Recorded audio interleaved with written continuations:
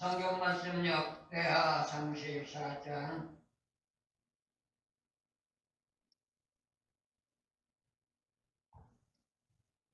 8절에서 12절 말씀 참고해서 올립니다. 역대하 34장 8절에서 12절. 요시야가 위에 있은 지 18년에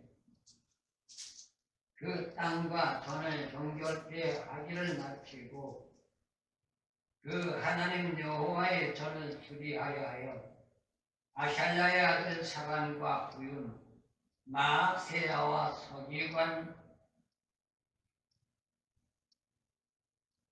요아스의 아들 요아스의 아들 요아를 보낸지라. 너희가 대제사장 hil기야에게 나아가 전에 연구한 돈을 저에게 붙이니 이 돈은 문을 지키는 네 사람이 므낫세와 에브라임과 남아있는 이스라엘 사람과 온 유대와 베냐민과 예루살렘 거민에게서 거둔 것이라. 그 돈을 여호와의 전 역사를 감독하는 자의 손에 붙이니 저희가 여호와의 전에 있는 공장에게 두어 그 전을 수리하게 하되 곧 목수와 건축하는 자에게 붙여 다듬은 돌과 연접하는 나무를 사며 유다 왕들이 헐어버린 전투를 위하여 들보를 만들게 하며 그 사람들이 진실이 그 일을 하니라. 그 감독은 네이 사람 곧 무라리 자손 중 야핫과 오바다요 그앗 자손 중 스가랴와 무술람이라. 다 그 일을 주장하고 그 음악에 익숙한 네이 사람들이 함께하였으며 저희가 또 납부하는 자를 관할하며 엄백 공장을 본독하고 어떤 네 사람은 서기와 관리와 문지기가 되었더라. 아멘. 지난 시간에도 본 말씀을 통해서 하나님이 인정하는 요시야 왕이라는 주제를 가지고 말씀을 드렸습니다. 이어서 오늘 본 말씀을 통해서 요시야가 그렇다면 하나님 앞에 어떤 신앙의 삶을 살았길래 인정을 받았는가 한번 생각해 볼 필요가 있습니다.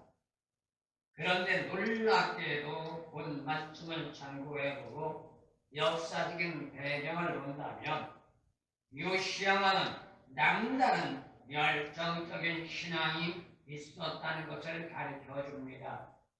이건 오늘날 우리도 마찬가지입니다. 예수를 믿고 구원받고 천국 가려면 남다른 열정적인 자세가 있어야 합니다. 그런데 오늘날 대다수 사람들은 뭐라 그래요? 신앙의 삶은 남다른 열정을 가지려고 하지 않죠. 그런데 세속적인 삶의 역사는 남다른 열정을 가지고 달려갑니다. 그러니 신앙적인 삶과는 상반되는 관계죠. 세상의 삶은 남다르게 열정적인 가지고 남보다 많은 축복과 남보다 많은 명예와 권세와 남보다 부귀 영광을 누리겠다고 말하면서 하나님을 믿고 진리 안에 들어가는 신앙의 삶을 사람들이 대다수를 보면 남다른 열정이 없습니다. 남들이 하는 대로 그런가 하면 이 정도만 한다면 자기 자화자찬 속에서 자기 풍만감으로 나가고 있습니다. 그런데 놀라운 문제가 뭘까요? 이 땅 세상에선 누가 뭐라고 하지 않습니다. 그렇게 예수를 믿는 신앙의 삶은 믿던 안 믿던 사람들이 관계하지 않습니다. 교회를 가려면 가고 말면 말라 이렇게 말합니다. 그런데 놀라운 게 한 가지 있습니다. 세상적인 삶을 사는 데 있어서 나와 전혀 상관없는 사람이라 할지라도 나보다 못 살면 뭐라 그래요? 너는 왜 그렇게 못 사냐? 그리고 비방하고 조수하고 멸시하죠. 참 이상한 게 인간이라는 동물이에요. 생명의 근원이 되는 하나님을 믿는 데에 대해서는 별다른 내색을 하지 않으면서 속된 세상에 썩어질 면류관을 받고 지옥 갈 인생의 삶에 대해서 왈가왈부한단 말이에요. 그렇다면 우리는 과연 어떻게 할까요? 속된 세상에서 썩어질 면류관을 받아가도 지옥 갈 것을 왈가왈부할 것이 아니라 생명 구원받고 천국 갈 수 있는 믿음의 생활을 어떻게 살아가느냐를 우리는 생각해야만 되는 줄로 믿습니다. 그래서 오늘 성경 말씀을 생각해 볼 때 남유다 제16대 왕인 요시야는 남다른 열정적인 신앙이 있었다는 것을 말합니다. 그래서 말씀의 주제를 저는 이렇게 잡았습니다. 남다른 열정적인 신앙 삶의 요시야. 이건 우리들도 예의는 아닙니다. 본 말씀을 참고해 볼 때 요시야 왕은 다른 왕들과는 신앙관이 다릅니다. 오늘 본 말씀을 보더라도 하나님의 성전은 수축하는데 왜 수축해요? 다른 왕들이 성전을 회파했다고 말했습니다. 하나님을 믿는 백성, 하나님을 믿는 민족, 그것도 하나님 앞에 선택받은 선민이라고 하는 그들이 인간적인 후만감, 인간적인 사고 속에서 세상적인 삶과 짝하며 인간의 삶, 특히 이스라엘의 복된 근원인 하나님의 성전을 회파했던 것이 그들이었습니다. 이러한 것을 요시야는 다시금 재정비하며 성전을 수리해 들어가고 있단 말입니다. 어떻게 본다면 일반적인 사람이 할 수 없는 일입니다. 감히 무너져 들어가는 성전, 그것도 왕들이 무너뜨린 성전을 재건한다는 것, 일반 사람들이 한다면 당장 목 날아갈 일이죠. 오늘날도 마찬가지입니다. 과거 몇 년 동안에 했던 것 철폐하고 자유퇴하는 그게 본질적으로 돌아가려고 하니까 야당 법석이잖아요. 왜 그렇게 하느냐고. 어느 시대를 망하고 똑같단 말입니다. 그 일례가 지나간 시간에도 말씀드렸지만 요시야 왕은 일반 사람이 할 수 없는 걸 감행했고 일반 사람이 도전할 수 없는 걸 도전했습니다. 그게 뭐예요? 종교 개혁을 한다고 말하면서 우상 숭배자들의 제사장들의 뼈를 불살라 주었단 말입니다. 이건 세상적으로 보면 있을 수 없는 일이죠. 설령 요시야가 왕이라 할지라도 지난 시간에도 말씀드렸지만 오늘날 현 시대로만은 탄핵감입니다. 어떻게 남의 조상의 무덤을 파헤쳐 그 뼈를 불살라요? 그걸 두고 볼 자가 누가 있겠어요? 아무도 가만히 있지 않을 거예요. 설령 당사자들이 아닌 옆에 사람이라도 그냥 있지 않을 거예요. 오늘 현 시대가 그렇잖아요. 다른 사람의 문제가 되어지는데 그것이 질든 비질든 자기와 상관이 없든 있든 간에 군중심리 자극에 의하여 하나같이 벌떼처럼 일어나 아우성치면서 옛날로 말하면 데모였고 오늘날로 말하면 집회를 하고 있잖아요. 그런데 놀라운 사실이 하나 있어요. 데모를 하는 군중이든 집회를 하는 군중이든 거기에 모인 모든 전제 조건의 사람들이 그 핵심적인 인물이 추구하는 전제 조건의 핵심을 알고 있느냐? 아무도 몰라요. 어떤 사람은 왜 내가 여기 나와서 이런 일을 하는지조차도 자신도 모르고 있다고요. 그런데 이유는 뭐예요? 군중 심리 작용이 저 사람이 저렇게 하는 거 재미있게 보인다. 저 사람이 저렇게 나도 한번 해볼까? 그러면서 달려들어서 아우성 친단 말이에요. 요즘에도 예의가 아닙니다. 집회하는 사람들을 어느 기자가 쫓아가서 물으면서 왜 이거 하느냐? 그러니까 말 안 하고 도망가요. 대답 안 해요. 왜 대답 안 해요? 무엇을 하는지 모르기 때문에. 그런가 오늘날 현 시대는 대다수가 보면 어떤 사람들이 많아요? 거기에 오면 하루 일당 준다고 하니까, 거기에 나면 돈 준다고 하니까, 밥 사주고 돈 준다고 하니까 밥 얻어먹고 돈 받기 위해 거기에 나온단 말이에요. 거기에 목적이 무엇인지 거기에 핵심이 무엇인지 생각도 않고 자기 자신의 먹거리와 자기 자신의 유익과 자기 자신의 이익 때문에 하고 있단 말이에요. 이게 죄악된 성정을 가진 인간의 모습이라는 겁니다. 그러나 예수를 믿고 신앙의 길로 들어가는 사람은 그렇게 해서는 안 됩니다. 설령 그 과정이 나에게 먹거리가 생기고 그 과정에 나에게 유익이 생기고 어떤 이해판단이 생긴다 할지라도 그것이 정상적인 과제인가 아니면 불성실한 과제인가 이것을 옳게 분별하고 잘못된 것이라면 설령 천만금이 생긴다 할지라도 우리는 그런 자리에 참여해서는 안 되고 그러한 일에 휩쓸려서는 안 되는 줄로 믿습니다. 세상적으로 왕따를 나간다 할지라도 핍박과 멸시와 천대를 받는 날이라도 진리라면 우리는 고수할 줄 알아야 한단 말입니다. 그가 누구예요? 오늘 본문 말씀 요시야 왕이란 말입니다. 그래서 말씀의 주제를 남다른 열정적인 신앙이라는 주제를 말하는 겁니다. 이건 아무나 하는 게 아니에요. 이를 한편으로 생각한다면 선지자 예언의 성취라고 말할 수 있습니다. 구약의 모든 선지자들을 통하여 요시야 왕을 통해서 이렇게 될 것을 예언해 주셨단 말이에요. 그러나 당시 시대적으로 본다면 제4장이라면 지난 시간에도 잠깐 말씀드렸습니다. 부귀와 명예와 권세를 한 몸에 누린 자들이에요. 오늘날 현실로 말하면 권력과 권세를 가지고 있는 명예, 권세, 부귀, 영광을 다 한 손에 쥐고 있는 정치인들이란 말입니다. 우리 같은 힘없는 백성들이 어떻게 그들에게 이러한 도전장을 내볼 수 있겠어요?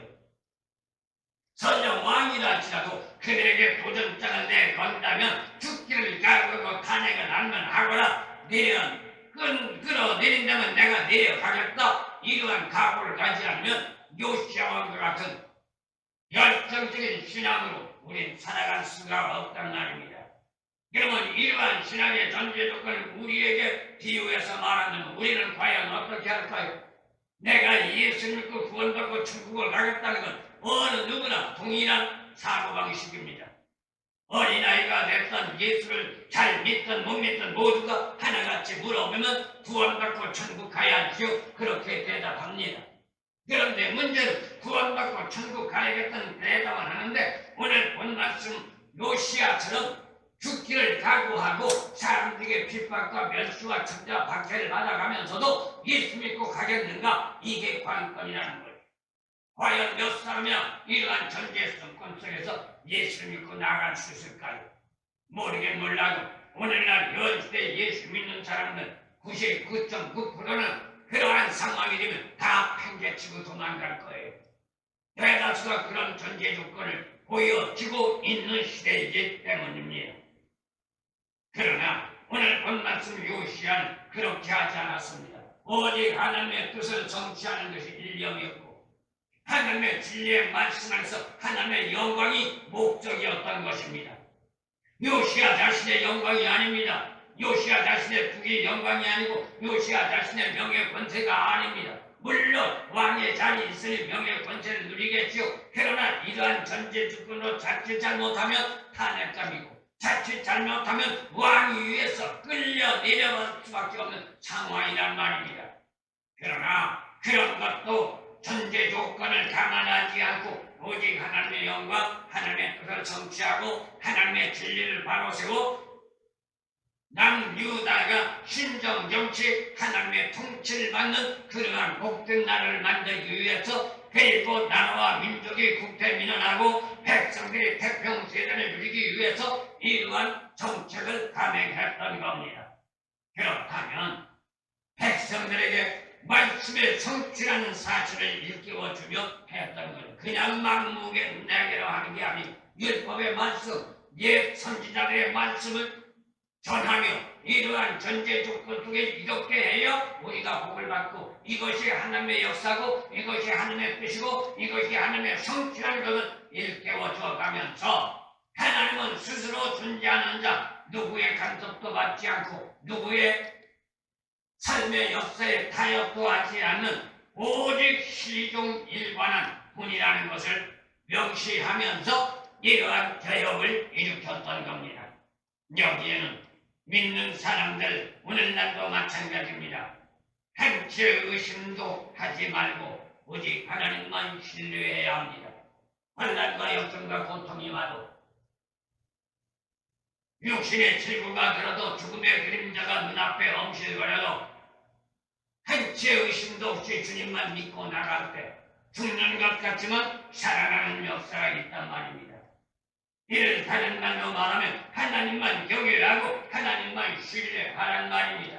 막말로 사람들이 도시를 닦고 뭐라고 말할지 모르지만 누구를 더 사랑해야 하는데요? 내 남편보다 하나님을 더 사랑해야 하고 내 마누라보다 하나님을 더 사랑해야 하고 내 부모보다 하나님을 더 사랑해야 하고 내 자식보다 하나님을 더 사랑하라는 겁니다. 모든 전제적인 이치를 하나님을 우선권으로 놓고 그 다음 차자로 나머지를 하라는 겁니다.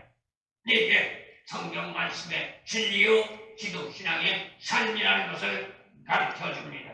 왜 그럴까요? 믿는다고 말한다면 인간적인 견해와 사고에 집착하게 된다면 분명히 어떤 문제가 나오느냐? 어둠의 권세의 전략과 전술이 우리에게 유혹의 손길로 다가옵니다. 그러면 그 유혹의 손길이 다가왔을 때 굳건한 신앙의 기초 자금이 세워지지 못한 상황이기 때문에 그러한 전제 조건을 바라볼 때 우리는 미혹당할 수밖에 없습니다. 그게 누구예요? 인류의 조상 하와였습니다. 하나님으로부터 직접 받지 않았습니다. 선악과를 싸우면 정령 죽으리라 하나님이 하와에게 말한 게 아니라 아담에게 말했단 말이에요. 여러분, 하와는 그 말을 누구에게 들었어요? 하나님에게 들은 것이 아니라 아담으로부터 들었단 말입니다. 오늘날도 마찬가지입니다. 듣는 신앙만 가지고는 안 됩니다. 직접적으로 내가 체험해야 합니다. 누구의 말만 들어서는 안 됩니다. 오늘날 대다수의 목사님들도 그럽니다. 말을 하면 어느 목사가 어느 교수가 말하는데 이렇게 하고 성령을 받는 이런 역사가 일어났더래. 왜요? 들은 말 가지고 확신할 수가 없습니다. 내가 직접 들어 체험하고 내가 직접 들어 듣고 내가 직접 들어 한 말 만나야 되는 줄로 믿습니다. 그런데 오늘날 신신학자들은 뭐라고 해요? 오늘날은 하나님을 만날 수도 없고 오늘날은 하나님의 음성을 들을 수도 없고 오늘날은 하나님의 역사를 볼 수도 없다. 이미 벌써 사도행전을 통해서 모든 걸 완성시켰기 때문에 그런 전제 조건은 사도시대나 있었지 오늘날은 없다 라고 말합니다. 그러니 그러한 사람들 평상시에 최고의 수준을 가진 신앙인 것 같지만 환난과 역경과 고통의 해열의 바람이 파도처럼 몰아오면 하나같이 벌러덩 자빠지고 만단 말이죠. 그리고 도시를 그칠 겁니다. 이런 상황인데 저런 여건인데 내가 이런 상황에서 라는 말이 나올 수밖에 없단 말입니다. 체험을 해도 확실하게 해야 합니다. 확고하게 변화되어야 합니다. 어정쩡한 삶은 되지 않습니다. 옛날 어른들만 맞다는 선무당이 사람 잡는다고 어정쩡하게 성령 받고 어정쩡한 확신 가지고는 오히려 다른 사람들 멸망의 길로 이끌어가는 전자위밖에 되지 않는단 말입니다. 그렇다면 우리는 여기서 생각할 게 있죠. 대다수가 말하는 신앙적인 삶을 지향해 나간다는 게 오늘 본 말씀 요시야 왕처럼 남다른 철저한 신앙의 정도로 나가고 있는가? 우리는 한 번쯤 생각해봐야만 될 줄로 믿습니다. 사실 선택되어 부름받은 자라고 말한다면 요시야처럼 남다른 신앙의 삶이 되지 않으면 시종일관 할 수가 없고 전혀 구원을 받았다 할지라도 믿음의 선물을 받았다 할지라도 그것을 끝까지 유지할 수 없단 말입니다. 그러면 어떻게 돼요? 중간에 탈락되는 거죠. 왜요? 오늘 믿고 오늘 구원받고 내일 아침에 죽는다면 아무런 문제 없습니다. 그런데 하나님이 내 생명을 언제 불러갈지 우리는 아무도 모릅니다. 죽는다는 사실은 정확한 명제입니다. 어느 누구를 막느라고 다 죽는다고 결론되어져 있습니다. 그런데 그 죽는 날은 우리는 알지 못합니다. 마치 주님이 이 땅에 재림하시는 날은 아무도 알지 못하고 하나님만 안다고 예수님이 말씀하셨던 것처럼 우리의 죽음의 날도 우리는 모릅니다. 하나님이 결정한 날 우리는 갈 수밖에 없는 겁니다. 다만 그날이 언젠가 알 수 없으니 오늘 살다가 내일 죽더라도 우리는 진리의 말씀 붙잡고 예수 안에서 성실하게 남다른 신앙 가지고 주력하며 도약해 나가야 되는 줄로 믿습니다. 대체 에레미야 선지자를 보면 에레미야는 어떤 사람이었어요? 하나님이 모태에서 태동되기 이전에 선택되어 불러 세운 자라고 말합니다. 맞습니다. 저와 여러분들 예의가 아닙니다. 내가 예수를 믿을 때 믿은 것이 아니라 이미 저와 여러분들은 예수를 믿는 신앙으로 하나님 앞에 붙잡힌 자 되어진 자라면 창세기 이전에 이미 선택되었다는 사실을 우리는 잊지 말아야 합니다. 내가 믿는다고 해서 믿는 것이 아니라 하나님의 섭리 역사 안에서 이루어진 계획이라는 것이죠. 그렇다면 이러한 사람은 사실상 세상적인 삶의 방향으로 나갈 수 없도록 하나님은 주관하고 계신다는 겁니다. 에레미야 1장 4절에서 5절 말씀 보면 모태에서 태동되기 이전에 선택해서 너를 불러 주었다 하나님이 말씀하고 있다는 것 우리는 잊지 말아야 합니다. 그렇지 않으면 죄악된 성정을 가지고 인간일 수밖에 없습니다. 누구를 막론하고 철석같이 맹세할 수는 있습니다. 나는 예수를 믿어. 나는 어떤 일을 견지 안 해. 어느 누구도 이런 말은 다 할 수 있습니다. 그런데 문제는 뭐예요? 자기가 뱉어놓은 말을 책임지긴 힘들다는 말이에요. 그러다 보니 어떤 문제가 나와요? 옛 어른들 말만 따나 전병 뒤집듯이 뒤집어가면서 한치의 양심의 각책도 느끼지 않고 천면피 같은 삶으로 일관해 나가는 습성이라는 걸 보게 됩니다. 대다수가 그렇잖아요. 목사님들도 그래요. 뱉어놓고 시간 지나면 내가 언제 내뱉자라는 식이란 말이에요. 엄격히 말하면 그들은 자신의 이유로 믿는다고 말하며 직분자라고 말할지 모르지만 그들은 믿는 자가 아니요 하나님 안에 삶을 사는 직분자는 아닙니다. 세상적인 이름을 가졌을지 모르지만 하나님과 관계가 없단 말입니다. 하나님과 관계가 없다면 어떻게 돼요? 구원받고 천국 갈 수 있는 길은 막막한 거죠. 그런데 현 시대는 대다수가 이러한 시대라는 것 우리는 잊어서는 안 될 줄로 믿습니다. 선택되어 부름받은 세움을 받은 자라면 너나를 막론하고 그래서는 안 됩니다. 하나님이 간섭하시면서 격길로 나가려고 할 때 즉시하는 하나님이라는 것 우리는 잊지 말아야 합니다. 정말로 예레미야처럼 하나님이 선택해 불러 세워진 하나님의 일꾼이요 하나님의 사람이라면 어느 누구를 막론하고 하나님이 간섭하시는 줄로 믿습니다. 하나님이 간섭하시는 것을 알지 못한다면 그는 하나님과 관계가 없는 사람입니다. 왜 그럴까요? 인간으로 태어났지만 내 부모가 아니기 때문에 간섭 안 하는 거예요. 아무리 사람으로 태어났고 대한민국의 백성으로 태어났지만 나를 간섭하는 자는 누구예요? 잘났던 못났던 내 부모요 잘났던 못났던 내 혈육이라는 사실입니다. 그런데 하나님을 믿고 하나님의 자녀가 됐다고 말하며 자기는 하나님 믿음 안에서 구원받았다고 말하면서 하나님의 간섭이 없다면 예수님이 말씀한 것은 사생아에 불과합니다. 하나님과 관계가 없으니 하나님의 간섭하지 않는다는 거죠. 그러면 누구예요? 남의 자식이란 말이에요. 그 말은 다시 말하면 하나님의 자녀가 아닌 사단의 자녀라는 것을 말해주고 있습니다. 우리는 이러한 불상사가 돼서는 안 되겠죠. 여기에서 요시야 왕을 본다면 부왕인 아몬 왕의 우상 숭배 정책에서 왕위를 잊어받았습니다. 요시야는 자랄 때 우상 숭배 삶에서 생활했습니다. 그러니 어떻게 본다면 삶의 생활에 익숙한 것은 우상 숭배였을 겁니다. 그런데도 불구하고 그는 우상 숭배와는 거리가 멀었습니다. 하나님 안에서 진리 안에서 예수 안에서 삶을 사는 걸 택했던 겁니다. 그러니 요시야 왕은 하나님 앞에 선택받은 자요 하나님이 세워준 자라는 것을 말할 수밖에 없는 것이죠. 그것도 어린 나이에 섭정 정치를 받아가면서 믿음의 생활 삶이 흔들리지 않았다는 것은 특별히 선택된 남다른 신앙의 소유자였다는 것을 가르쳐줍니다. 그렇다면 저와 여러분들은 역시 이렇듯 요시아와 같은 남다른 신앙의 삶이 되어 하나님 앞에 영광되고 이 땅의 삶을 사는데 때로는 힘들고 어려움이 없을 수는 없습니다. 오늘 본문 말씀 배경을 볼 때 기록되진 않았지만 요시아 왕이 얼마나 힘들었고 어려웠고 고통스러웠다는 것을 우리는 짐작할 수 있습니다. 왜요? 요시아 왕의 신앙의 삶과 생활을 볼 때 사람들의 지탄의 대상이 될 수밖에 없고 멸시와 천대와 박책과 또한 탄핵감이 될 수밖에 없는 그런 상황 속에서도 굴하지 않고 신앙을 지키며 하나님의 영광의 길로 들어갔다는 걸 볼 때 남다른 신앙이 아니라고 말할 수 없기 때문인 겁니다. 그렇다면 오늘 본 말씀을 생각해 볼 때 마지막으로 생각해 보면 뭐가 있을까요?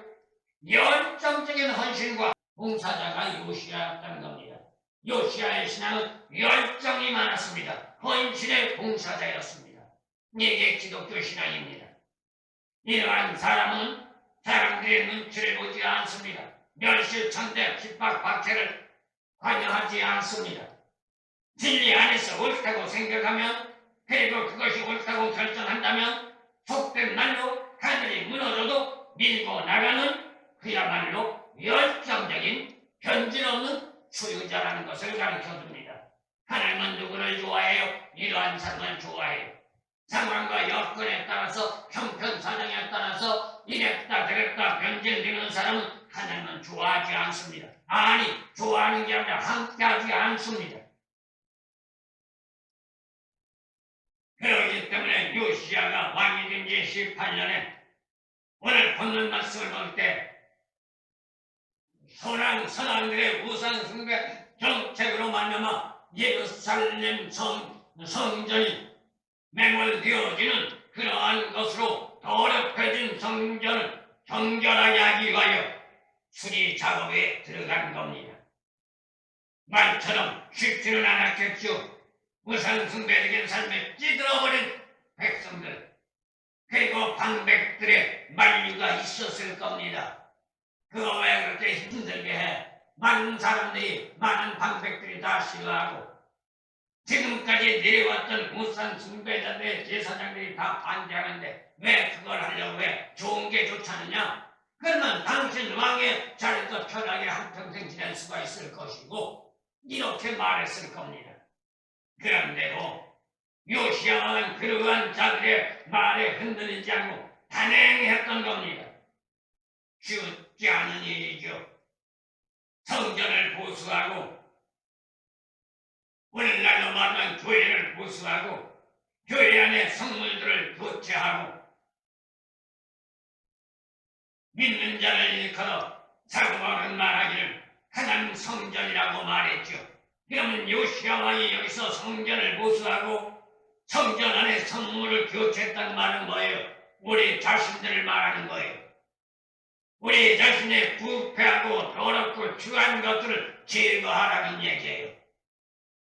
마음에 불순한 것을 제거하고 생각에 잘못된 것을 제거하란 말이에요. 그리고 진리 말씀으로 마음밭을 채워나가라는 겁니다. 그래야 하나님이 함께합니다. 믿는다고 하나님의 성전이 될 수가 없습니다. 믿는다고 하나님의 교회가 될 수가 없습니다.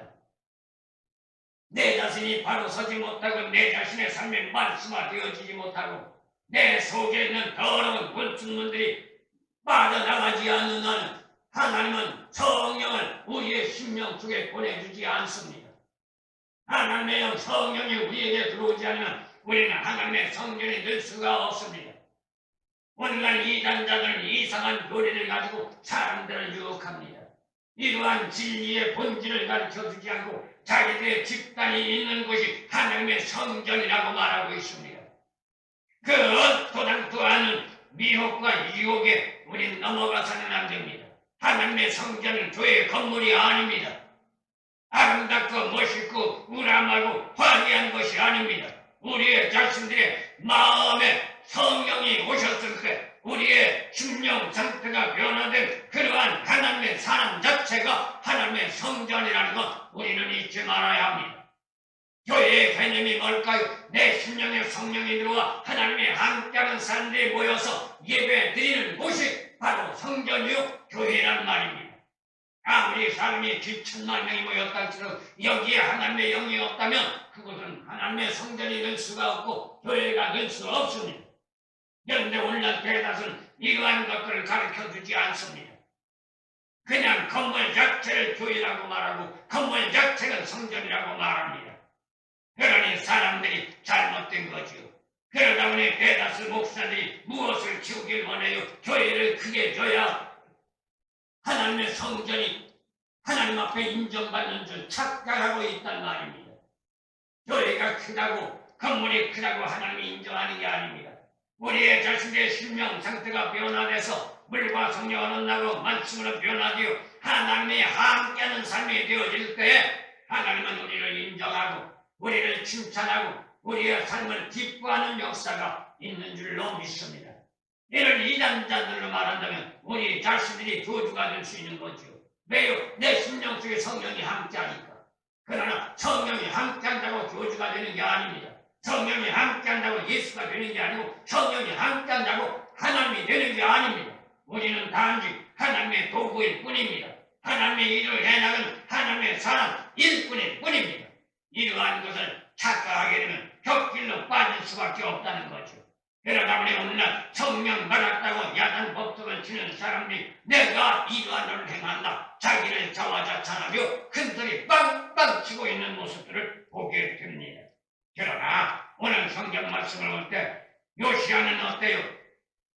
퇴락한 성전을 건축하고 하나님의 성문을 교체하면서 진정한 하나님의 집을 만들기 위하여 노력했던 겁니다.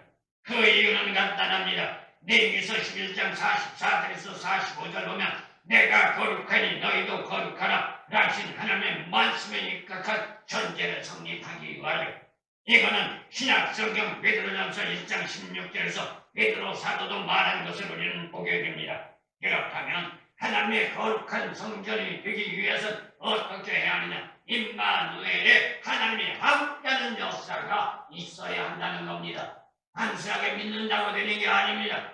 교회 다닌다고 되는 게 아닙니다. 직분자가 됐다고 되는 게 아닙니다. 사람들에게 대접받고 명예 권세를 가지고 돈 많이 벌어 떵떵거린다고 되는 게 아닙니다. 하나님이 함께하는 삶이 되어야 한단 말입니다. 그러려면 어떻게 해야 돼요? 우리의 삶이 변화돼야 돼요. 내 자신이 변화돼야 돼요. 그렇지 않으면 아무리 떵떵거리며 사람들에게 대접받는다 할지라도 세상 사람들에게는 존귀함을 받고 세상 사람들에게는 대접을 받을지 모르지만 하나님과는 아무런 관계가 없다는 것 우리는 잊지 말아야 합니다. 그런데 문제가 있습니다. 이러한 삶이 대단히 힘들다는 겁니다. 쉬운 게 아닙니다. 물론 대다수는 그럽니다. 예수 믿고 신앙생활하는 게 얼마나 쉬운데 참 겁없는 말들을 해요. 그런데 저는 사람이 아직도 하나님 안에 바로 들어가지 못해서 그런지 몰라도 시간이 들어가면 들어갈수록 말씀을 보면 볼수록 신앙이라는 건 너무나도 힘들고 어렵다는 것을 저는 말합니다. 그래서 나가서 사람들에 말하고 설교를 하거나 학생들을 가르칠 때 뭐라고 말하느냐 예수를 믿는다는 게 죽기보다 더 힘들다. 저는 그렇게 말하고 있습니다. 맞습니다. 죽기보다 더 힘듭니다. 각오가 결단이 없으면 이루어 나갈 수 없는 게 우리의 신앙의 삶이라는 것 우리는 잊지 말아야 합니다. 삶의 생활이 공고해지면 생각지도 못했던 상상 불허의 고난과 역정들이 엄습해 옵니다. 이건 어느 누구 이해가 될 수가 없습니다.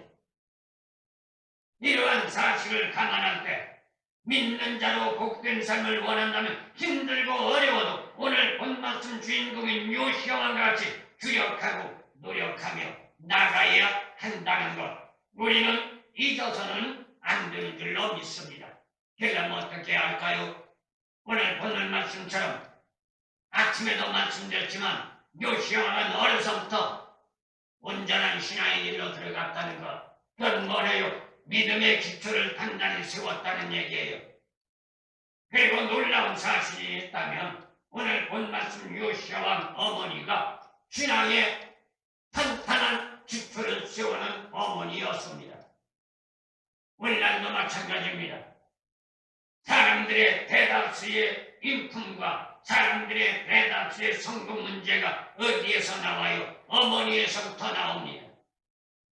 무식하고 불량하고 어리석은 어머니를 만난 자들은 하나같이 세상적입니다. 그들은 뭐만 생각해요? 어머니로서 생각하는 건 먹고 마시고 입고 쓰는 것밖에 생각하지 않는단 말이에요.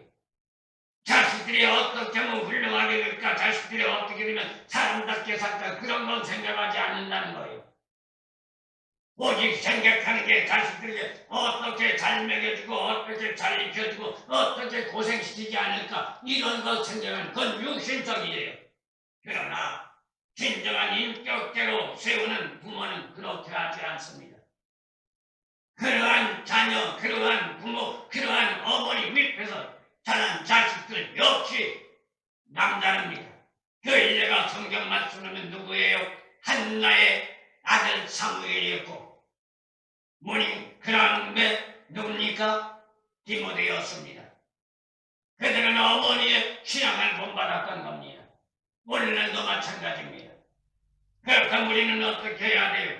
우리는 우리 자신들만 생각할 것이 아니라 우리를 통하여 많은 사람들이 구원받고 천국 가는데 올바른 길로 나가도록 우리는 인도해야 하고, 힘들고 어려워도 우리를 통해서, 나 자신을 통해서 신앙 삶을 살아가는 자들에게 내가 영적인 부모라는 사실을 잊지 말고, 내 자신이 올바른 신앙에 서서 올바르게 나가지 못하면 저들에게 보여줄 것이 없으니 저들을 바른 길로 인도할 수 없다는 각오와 결단을 가지고 나갈 때 오늘 말씀 요시아나 아니면 사무엘이나 디모데와 같은 하나님 앞에 영광을 돌며 축복받는 역사가 이루어질 수 있단 말입니다. 그런데 놀라운 게 뭐예요? 다음 시간에 나오겠지만 오늘 본문 말씀 요시아 이러한 신앙의 삶으로 살아갔을 때 그의 한 평생을 태평세대 부귀 영광 국태 민화는 하나님으로부터 부여받는 축복이 있었던 것을 우리는 보게 됩니다. 우리 역시 힘들고 어려워도 오늘 본 말씀 요시아만을 본받아 올바른 신앙 체계 속에 하나님의 도우심과 역사하심 속에 우리의 생명 끝날 때까지 하나님의 축복으로 승리하는 저와 여러분들 이어지기를 소원합니다.